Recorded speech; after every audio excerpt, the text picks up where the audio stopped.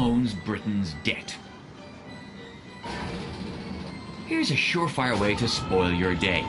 That spiralling national debt you've heard about on the news is owed by you, the taxpayer. Every UK citizen now owes around £16,000,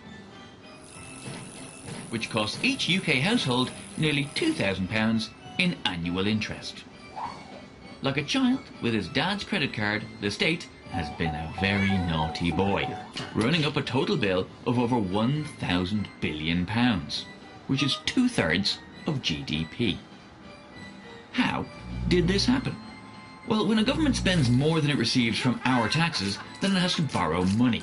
It does this by selling debt in the form of treasury bills, bonds or gilts. The first place the government looks is abroad. Around 1/3 of our debt is owed to foreign investors. If we wanted to pay all our foreign friends off in one go, it would cost us nearly £400 billion. That's a lot of travellers' cheques. Our second biggest debt is to the Bank of England. It bought huge chunks of extra debt from the private sector during quantitative easing over the last few years.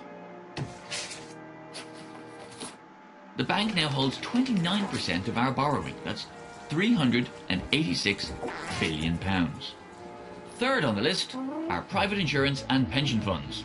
We owe these hungry folk 1/4 of our debt, £335 billion. The remainder of the pie is owed to building societies, banks and other financial institutions. Internationally, the UK does make the debt top 10. But to some nations, our debts might seem like peanuts. Around the globe, we're all on an international debt roller coaster together. And while it may appear that Spain, Greece and Italy are having the worst of it, in fact the US has the biggest debt bill. Over £10 trillion, about 100% of their GDP.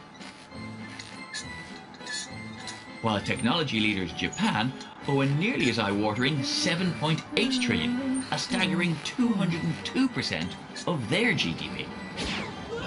Better strap in, folks, as there'll be plenty more ups and downs, not to mention a spot of queasiness and screaming before this ride ends.